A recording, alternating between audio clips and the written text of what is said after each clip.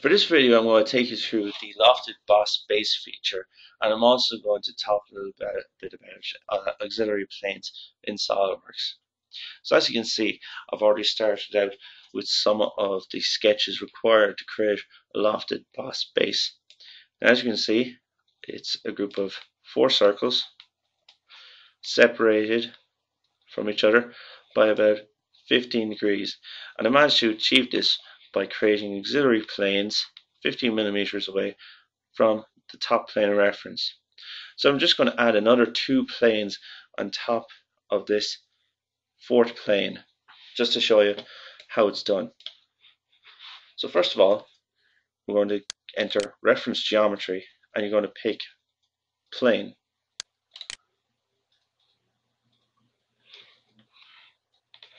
Now as you can see, the plane reference manager has come out and gives you quite a few choices in the type of plane that you want. We're just going to go with a regular parallel plane.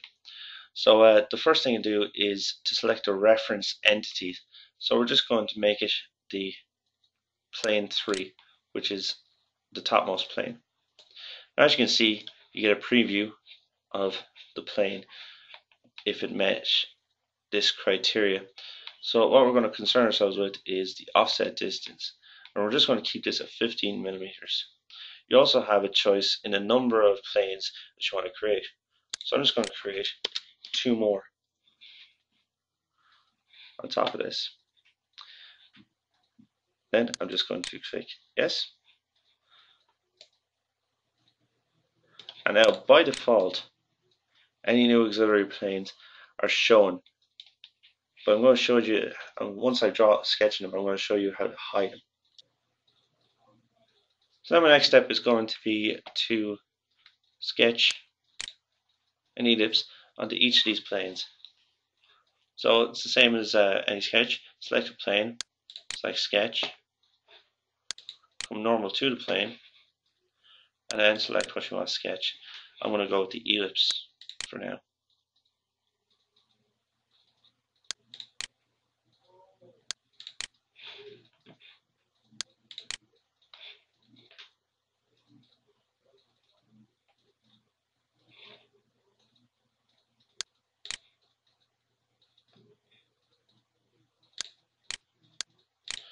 Always remember that your sketches must be fully defined.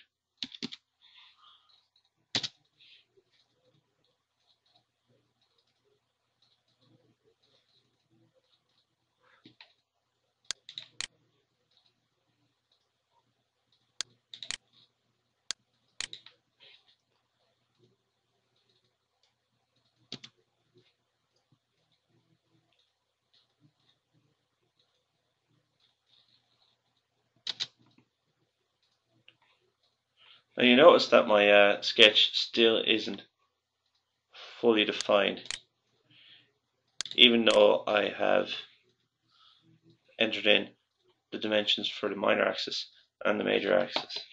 So I'm going to have to do is I'm going to just put in a relation here between the origin and the edge of the major axis,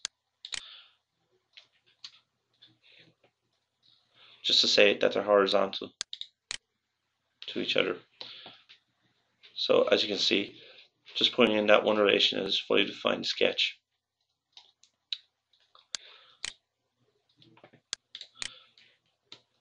And now that my sketch is done,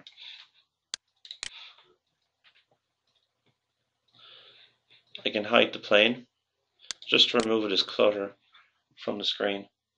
So to do that, I just right click on the plane, or alternatively I could just right click it in the feature manager and click hide.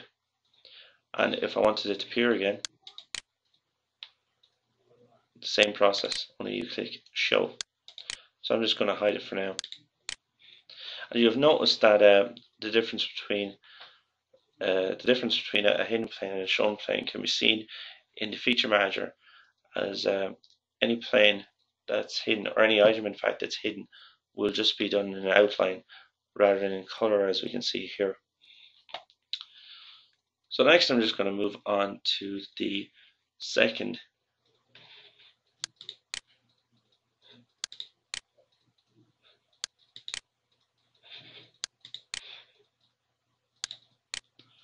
And again, I'm just going to do another ellipse just to top off the loft.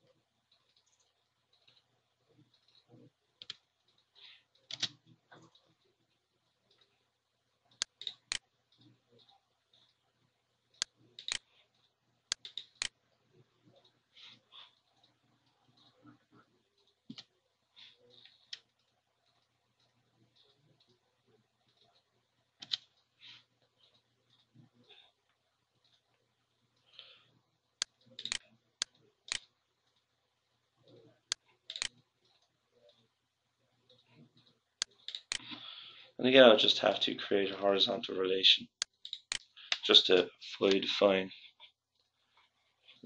the sketch.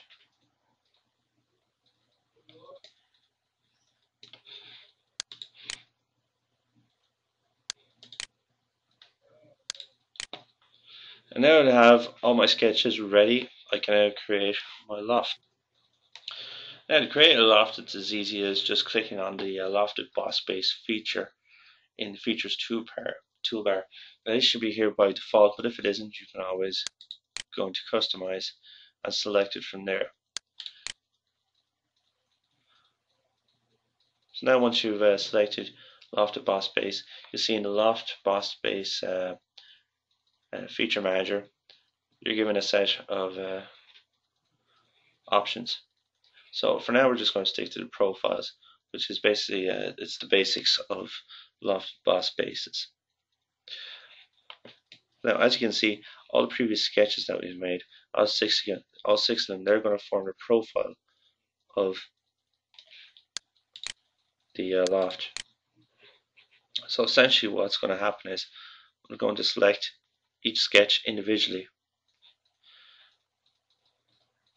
and Loft is going to create a curve matching the edges of this line of these sketches tangentially along one another, and then it's going to revolve that tangential line around all the sketches and form a solid from that. It'll become more clear once I actually start picking profiles. So to pick a profile, you simply click on it within. You simply click on it on screen, and Loft automatically creates a preview of what it should look like.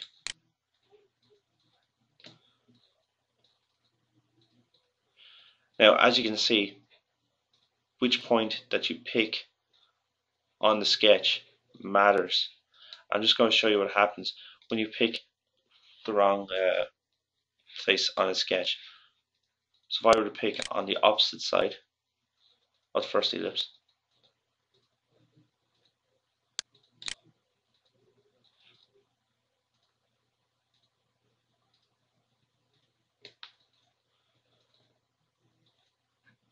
again here, you can see that the loft has become distorted, and we don't need that, so I'm just going to deselect these.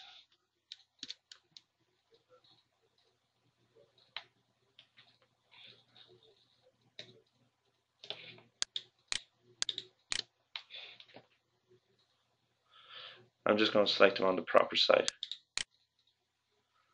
again.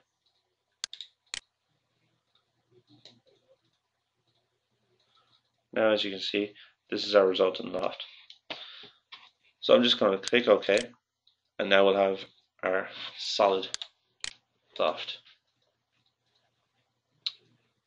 So as you can see, it's a very flexible feature, and the opportunities to create basically anything are nearly limitless with it.